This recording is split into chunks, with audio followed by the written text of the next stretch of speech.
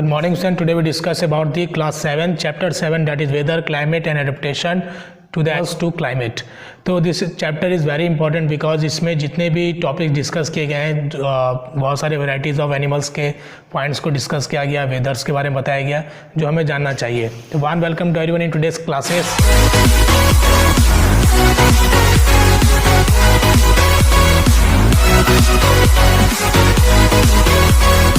Now the topic which are written in your blackboard. The topic which are written in your blackboard. The first point is the weather report are prepared by the meteorological department.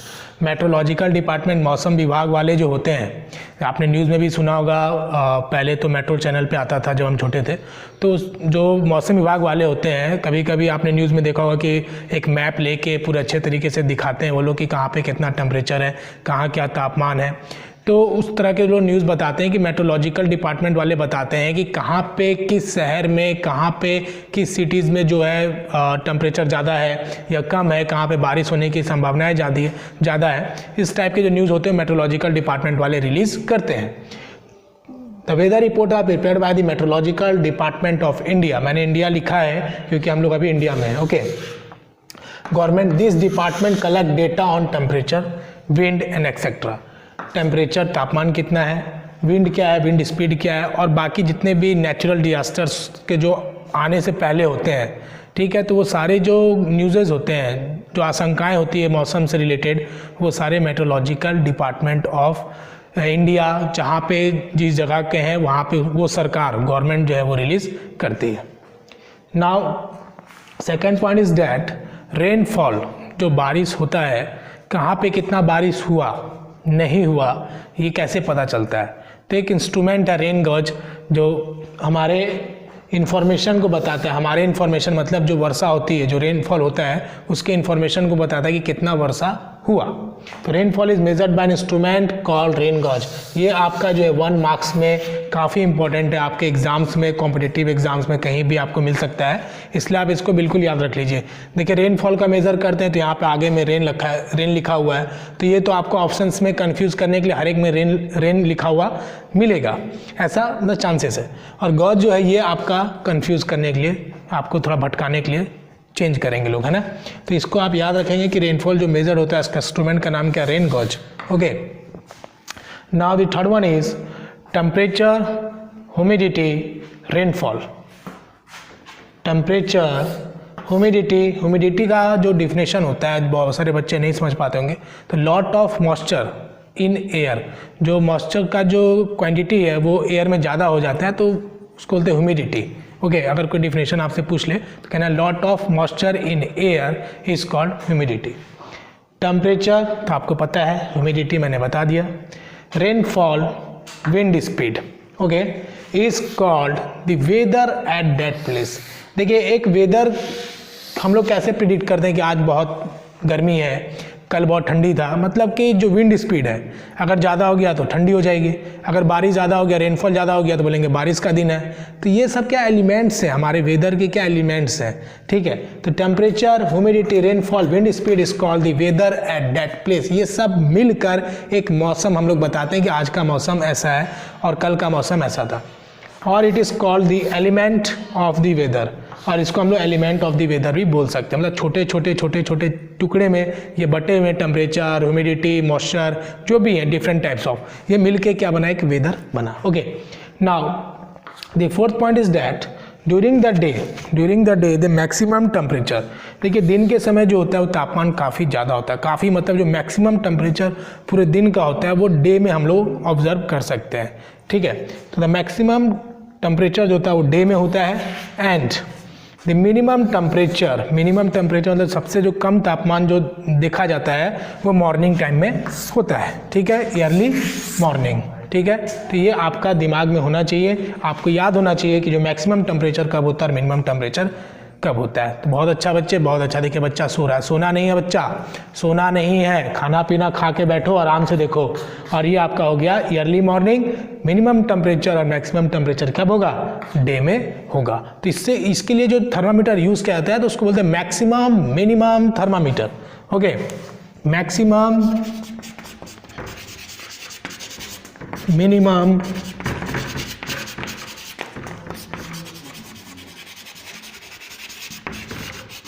Maximum minimum thermometer जो है इसके लिए use किया जाता है। Very good very good very good very good. चलिए अब हम लोग डिस्कस करेंगे next topic,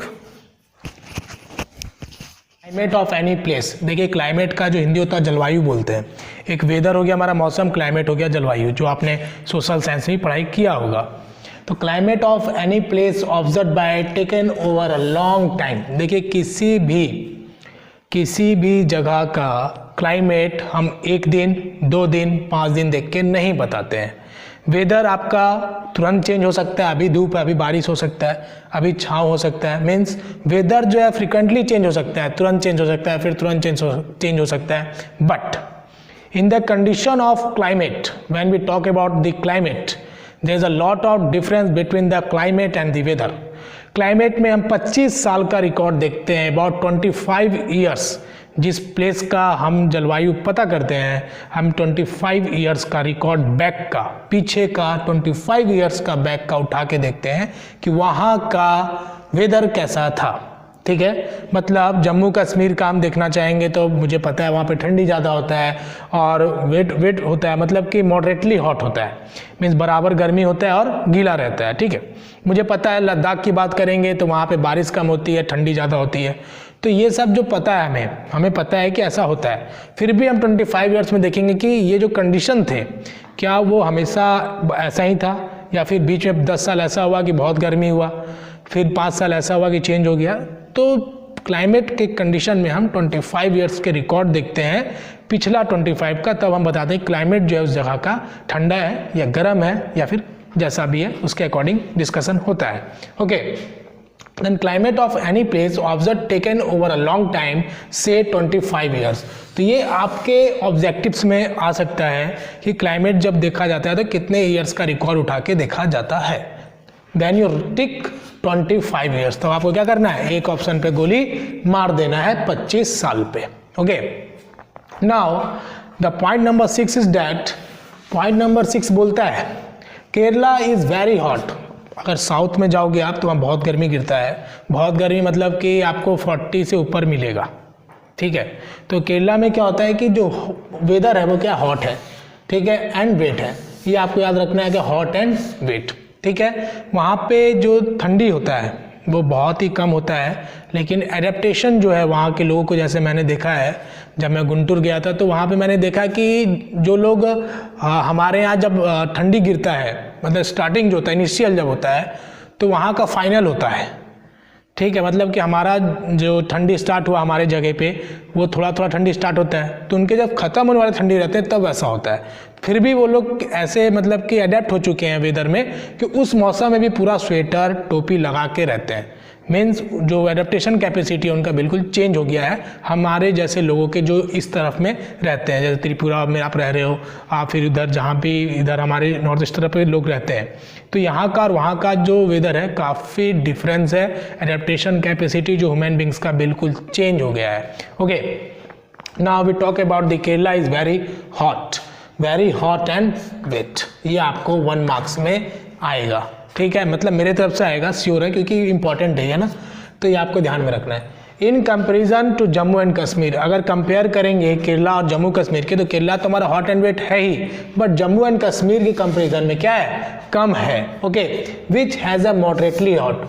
what is the meaning of moderately? अगर आपने इंग्लिश पे भी ध्यान दिया होगा तो मॉडरेटली मतलब होता है सामान्य, बराबर, जैसे बोलते हैं ना कि बराबर है ना, सामान्य है।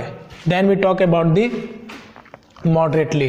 ठीक है, साइंस में अगर आपको ये वर्ड मिलता है देन आप इसको ध्यान में रखना है कि जहाँ सामान्य बराबर के बातें होती है तो वहाँ पे मॉडरेटली वर्ड यूज होता है। Which has a moderately hot and wet. Okay, dry मतलब सूखा, वेट मतलब गीला, ये तो आपको पता है। हॉट एंड वेट मीन्स आपसे क्वेश्चन पूछा जाएगा कि केरला का जो वेदर वो कैसा है, तो आपको बताना है हॉट एंड वेट। जम्मू का वेदर कैसा है, जम्मू एंड कश्मीर का जो वेदर है वो क्या है, moderately hot and wait.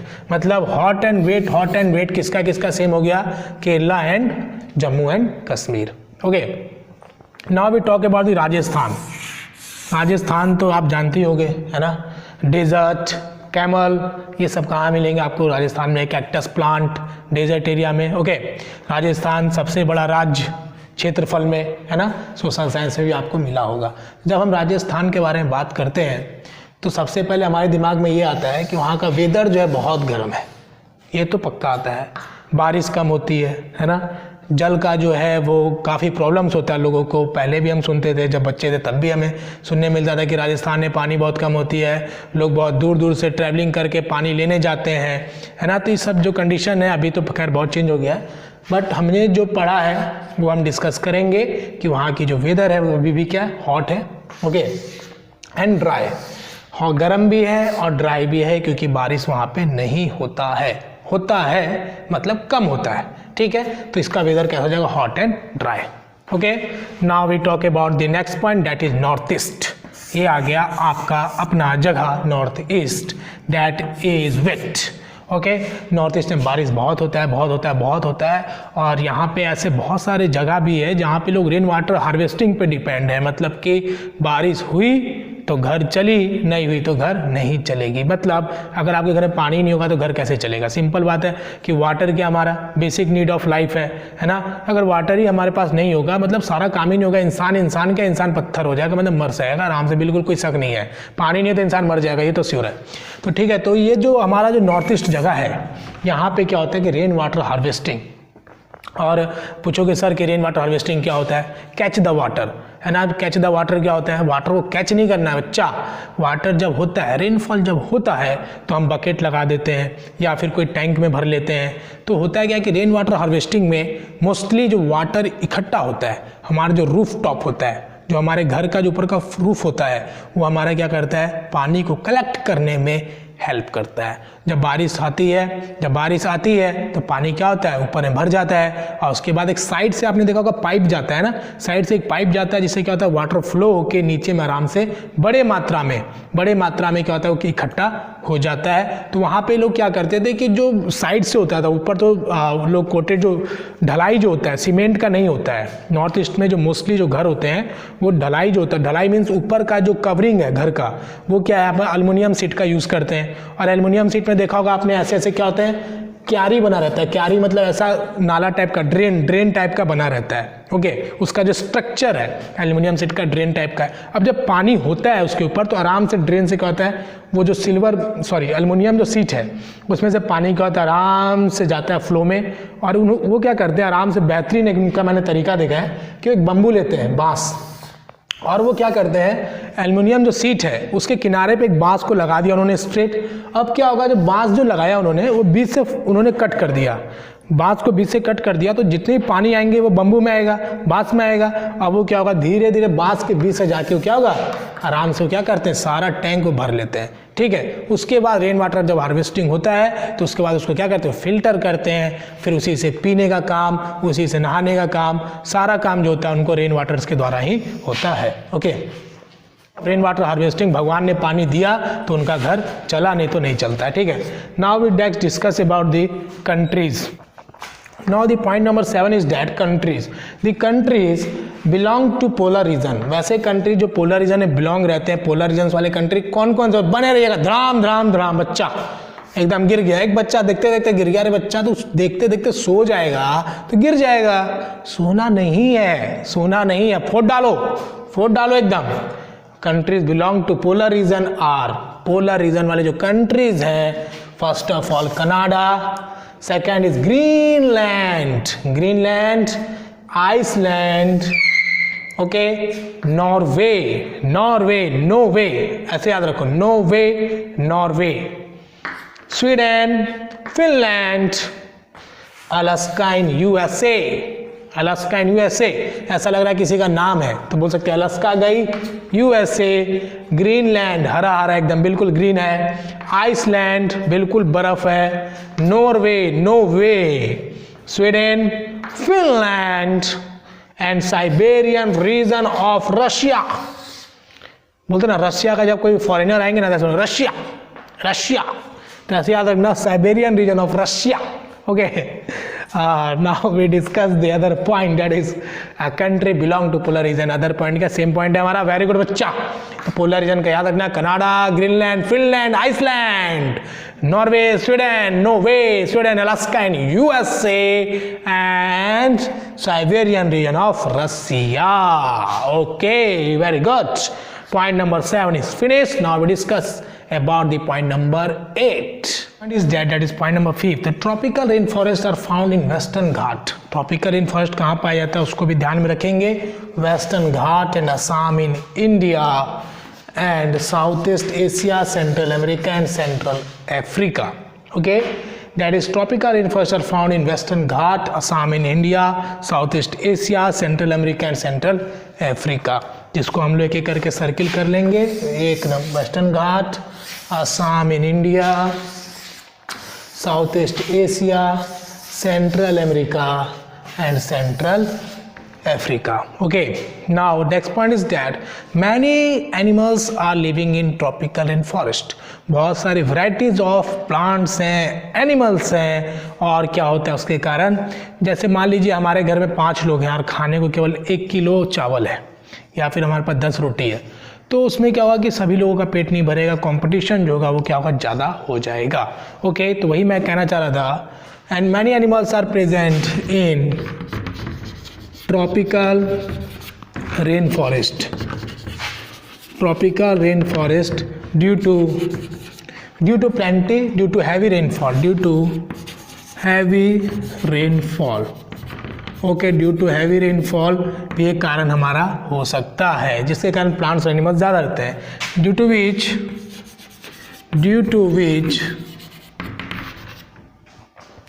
which there is intense competition between the plants and animals.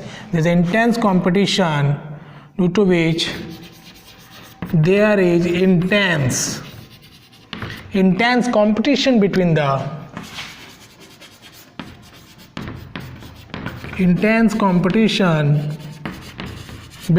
the plants and animals.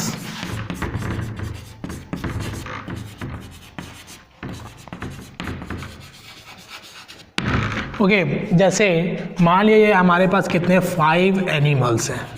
कितने हैं? 5 एनिमल्स हैं. फूड कितना हमारे पास? फूड है हमारे पास ओनली 3 फूड आइटम. ओके, मान लीजिए हम ऐसे 3 फूड आइटम है, छोटा सा कुछ भी है हमारे पास. मान लीजिए हमारे पास 3 फूड आइटम क्या है? केक है. Okay, that is cake. Cake तो जानवर भी खाते हैं, एनिमल्स भी खाते हैं, कोई दिक्कत नहीं, ह्यूमन बींग्स भी खाते हैं. 5 एनिमल्स है हमारे पास और हमारे पास कितने 3 फूड आइटम है, 3 केक है हमारे पास. अब ये केक आप किसको दोगे? अब ये 5 एनिमल्स जो है काफ़ी बड़े हैं. मान लो कि लार्ज 5 एनिमल्स हैं हमारे पास, ये जो है बड़े हैं. अब इनमें से आप किसको केक दोगे? आधा दोगे? बिल्कुल दोगे, क्योंकि सबको थोड़ा थोड़ा देना है. लेकिन पेट किसी का भी नहीं भरेगा. ठीक है, अगर यहाँ पे एनिमल्स 1 होता और हमारे पास 3 केक होते तो आराम से खा सकता था, है ना. मतलब कुछ देर टिक सकता था.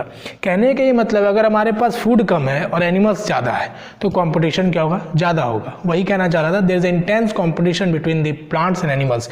उसी प्रकार से प्लांट्स में अगर मान लीजिए कि ये आपका एरिया है, ये एरिया यहाँ पे 1 2 3 4 5 प्लांट्स हैं.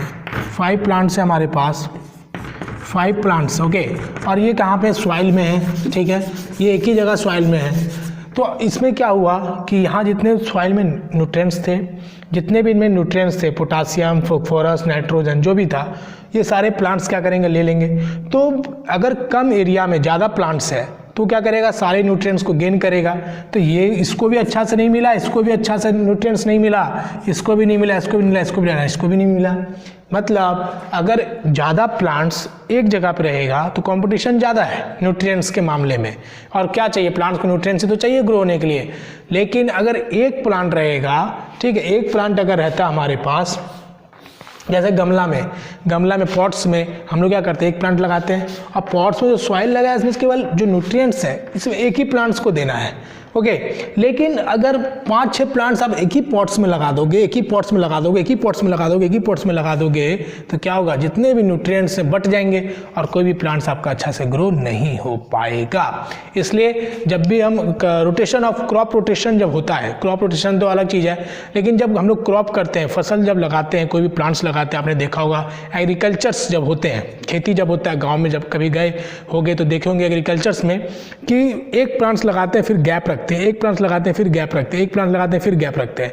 मतलब क्यों गैप क्यों रखा जाता है? क्योंकि जो न्यूट्रिएंट्स हैं वो सभी प्लांट्स को अच्छे से मिल पाए और अच्छे से ग्रो हो पाए। Okay, now we discuss the other point. आप डायग्राम देख रहे होंगे रेड आइड फ्रॉग का। इस डायग्राम के थ्रू आपको समझ में आ रहा होगा कि ये जो मेढक है काफ़ी बेहतरीन लग रहा है, जैसे लग रहा है मूवी देख रहा है ये। तो मूवी देखते हुए इस मेढक को देखिए। Red eyed frog has sticky pads. जो इसके पैड हैं वो कैसे स्टिकी है, मतलब कि उसमें ऐसा लगा है जैसे गम लगा, फेविकॉल फेविस्टिक, जो समझना है समझ लो, बस समझ लो कि चिपक जाएगा वो। Has sticky pads on its feet, उसके फिट में लगा हुआ है, मतलब स्टिकी पैड्स होता है, लगा नहीं है फेविकॉल बच्चा। To help it climb tree, to help tree on which it lives, जिस पेड़ पे वो रहते हैं उनको चढ़ने में मदद करता है। Monkey, second one is monkey. Now red eyed frog is phoenix. एक मेढक है, उसके पंजे जो हैं वो चिपकने वाले हैं, वो स्टिकी टाइप के हैं, पेड़ पे आसानी से चिपक जाता है, ग्रिप बनता है ताकि वह आसानी से चढ़ जाए। जिस प्रकार से क्रिकेट खेलते समय बल्ले में ग्रिप होता है, उसी प्रकार से मेढक को पेड़ में चढ़ते समय क्या होता है, चढ़ते समय ग्रिप नहीं आ जाता है, उसके पैर में ग्रिप होता है जो उसको पेड़ पर चढ़ने में मदद करता है। Now we discuss the next one, that is monkey, बंदर। मंकी, बंदर। Okay, monkey have long tails. Monkey के जो टेल्स हैं काफ़ी लंबे, आप डायग्राम में देख सकते हैं मंकी को। ये वही बंदर है जो आप बचपन से देखते आ रहे हो। ओके, तो मंकी का डायग्राम भी आपने देख लिया। वेरी गुड बच्चा। Have long tails for grasping branches. Okay, branch को पकड़ने के लिए जो उसका पूंछ है, लंबा सा पूंछ है, उसको पकड़ने में मदद करेगा। आराम से पूंछ को घुमाएगा, बांधेगा, उड़ जाएगा, जादू हो जाएगा। Grasping branches, their hands and feet help to hold the branches. जो उसके हाथ हैं, जो उसके फीट हैं, वो ब्रांच को होल्ड करने में मदद करता है। Hold the branches. Token, now the next one is TOUCHAN। Token is a bird. आप डायग्राम देख रहे होंगे टकेन का। ये वही है जिसको आपने पहले कभी नहीं देखा होगा। ये वही है जिसको पहले आपने कभी नहीं देखा होगा। तो टकेन हैज लॉन्ग लार्ज बिक। लॉन्ग लार्ज बिक है इसके पास। जो उसका चोंच है वो काफ़ी बड़ा है। Okay, this help taken to reach fruits. ये वैसा बर्ड्स है जो अपने वजन, मतलब कि जो पेड़ काफ़ी कमज़ोर है, पेड़ नहीं बच्चा, जो ब्रांच काफ़ी कमज़ोर है, जो उसके वेट को संभाल भी नहीं सकता है, ओके, तो उस पर वो जाएगी नहीं, ठीक है, अपने चोंच से वो दूसरे जगह के फ्रूट्स को ले लेगी। ओके, इतना बड़ा भगवान चोंच दे दिया है उसको, अरे चोंचवा इतना बड़ा दे दिया है कि दूसरे ब्रांच का भी फल को खा लेगी, है ना। अरे वाह वाह वाह, मज़ा आ गया तब तो। अगर भगवान ने इंसान को 4-4 मुंह दे दे तो एक में पानी पूरी खाएंगे और दूसरे से क्या खाएंगे, समोसा, मैगी, चाउमीन, जो भी ठेला वेला मिलता है उसी का तो आजकल बोली है, और क्या। And this help taken to reach the fruits on branches. This help a taken to reach the fruits on branches. बच्चा, इसका जो वजन है, इसका वजन तो जो भी है, लेकिन जिस ब्रांच पे ये बैठती है ये बर्ड, अगर वो ब्रांच काफ़ी कमज़ोर है, जो उसके वेट को संभाल भी नहीं पाता, अपने लंबे चोंच से दूसरे ब्रांच के फ्रूट को भी खा लेती है। Diet is the last point of the toucan bird. पढ़ेंगे last point, diet is many tropical animals, means tropical in forest के बारे में लास्ट पॉइंट देखेंगे। इसके बाद हम लोग दूसरे लैंड टेल मकाऊ और एलिफेंट्स और पोलर बियर, तीनों के लिए मैं अलग से क्लासेस बना दूंगा ना। तो many tropical animals have sensitive hearing. देखिए, जो एनिमल्स होते हैं, मोस्ट ऑफ द एनिमल्स की अगर हम बात करें तो उनमें सुनने की शक्ति, सूंघने की शक्ति अच्छा होता है in comparison to human beings. Okay, तो many tropical animals have sensitive hearing, sharp eyesight, thick skin and skin colour. Okay, skin colour लिखने का ये मतलब है कि जो स्किन कलर्स होते हैं वो उनके सराउंडिंग से, जो उनके सराउंडिंग्स होते हैं जहाँ भी वो एनिमल्स रह रहे हैं उससे मैच कर जाता है, ताकि जो शिकारी है, जो शिकारी वो शिकार ना कर पाए। मीन्स अगर आप गेम खेलोगे hide and seek, hide and seek तो आपने खेला होगा, तो उसमें होता क्या है कि सभी छुप जाते हैं और एक क्या करता है, खोजता है। मतलब एक इंसान सबको पकड़ता है और बाकी छुप जाते हैं। तो उस समय आप क्या करते हो, छुप जाते हो, कभी घर के पीछे, पेड़ के पीछे, पर्दे के पीछे, दरवाजे के पीछे, है ना। हमने भी खेला है। तो ऐसा होता है कि हाइड एंड सीक में छुप गया, एक व्यक्ति आपको खोज रहा है, मीन्स वो क्या हो गया हमारा, वो क्या हो गया, प्रीडेटर। प्रे कौन हुआ, आप। तो वो क्या करेगा, आपको पकड़ेगा, पकड़ेगा ना, बिल्कुल सही। तो उसी प्रकार से जो एनिमल्स है जैसे lion, tigers, that is called big cats. Okay, इसको हम लोग बिग कैट्स भी बोलते हैं। ये आपके 1 मार्क्स में आएगा एग्जाम्स में मेरे तरफ से।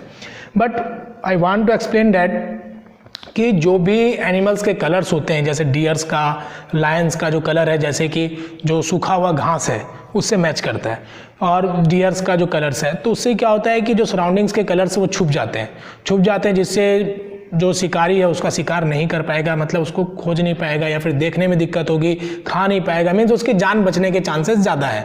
तो वो उसके कलर्स जो है वो मज़ा देता है उसको बचाने में। Which helps them to protect from predator. Okay, example big cats, that is lion and tiger. आपके जो लायन है और ये टाइगर है, आपने सुना ना जंगल का राजा कौन है, शेर है, ऐसे आपने सुना भी होगा। कहीं ना कहीं सही बात है, क्योंकि वही हमारा पावरफुल आदमी तो वही है, आदमी नहीं है जानवर। Okay, now we want to discuss the important question of this chapter, that define, जो आपके एग्जाम्स में आते हैं, डिफाइन रेन गज।